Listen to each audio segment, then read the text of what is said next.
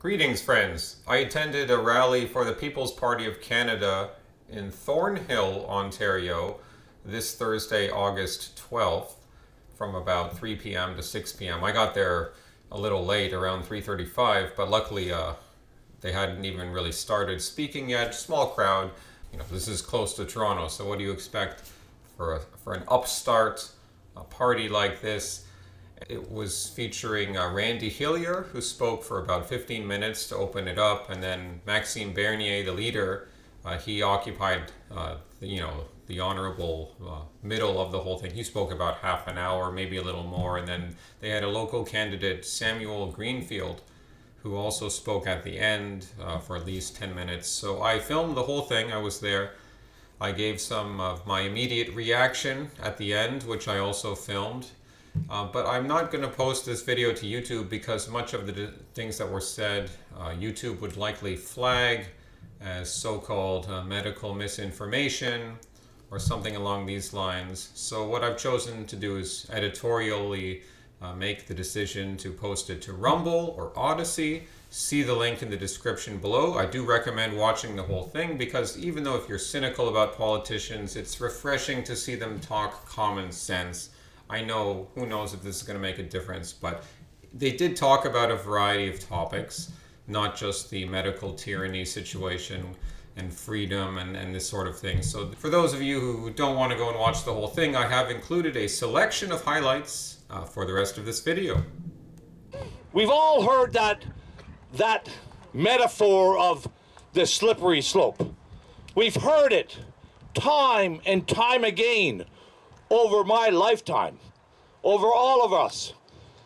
We've heard it so often it's become cliche and it has become meaningless just about. But I'm going to say to you, we're no longer on the slippery slope. We're on the precipice. We're on a little ledge of opportunity, a little ledge of, when we look across to the other side, there is no more slope. It's a dark, dark place if we keep going on the path that our federal government and our provincial government has taken us. We're not on the slope anymore. And this government, all our governments, want to control us. We all have to stand together. All Canadians who love freedom, all Canadians who demand their children have a future have to stand together, and we have to start climbing back up that slippery slope that we've been on for so long. We have to get a toehold and start climbing up together, hand in hand.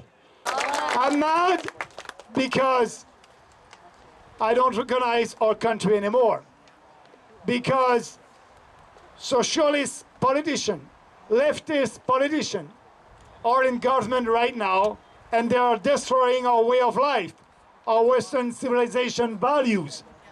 I will speak yet about ending the lockdowns, but more than that, I will speak for sustainable immigration. I'm saying no to mass immigration. I will speak to end the Paris Accord. No carbon tax, no Paris Accord. We won't bail out the media. We will cut the CBC. We will also cut all the fundings that the Trudeau government is giving right now to the mainstream media. They will have to do like their competitor. They will have to find money from their viewers. They will censor us on social media. We need to fight that. We have the censorship coming from the big techs, and Trudeau wants to add another censorship coming from him and his government. We will have some candidates that will be elected, and we will have that freedom voice in Ottawa fighting for you, fighting for our values.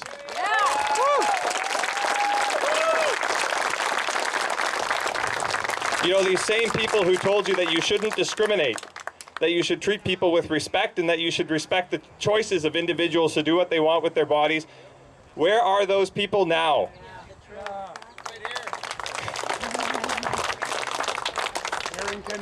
The government has prevented you from going to your churches, and to your synagogues. It has mandated the closure of your businesses, and it has bribed you with your own money. How stupid do they think we are? We have seen those exercising their fundamental freedoms, protesters, even pastors, jailed, and we have seen those returning home from abroad detained in nonsensical quarantine facilities under threat of heavy fines. Even travel within our own country has been subject to charter violating restrictions. So I ask you here today, on what basis can we still claim to live in a free country? Not with Trudeau. Definitely not free. But this is what happens when the emotion of fear overcomes reason, when apathy overtakes action. They have traded their freedom for the illusion of security. So the truth is that even if you have the best constitution, the best charter, the best system of government, those things alone cannot preserve freedom indefinitely. The preservation of freedom must rest upon a social consensus of values. That is, a culture of freedom which makes those documents effective. And so we have work to do to restore our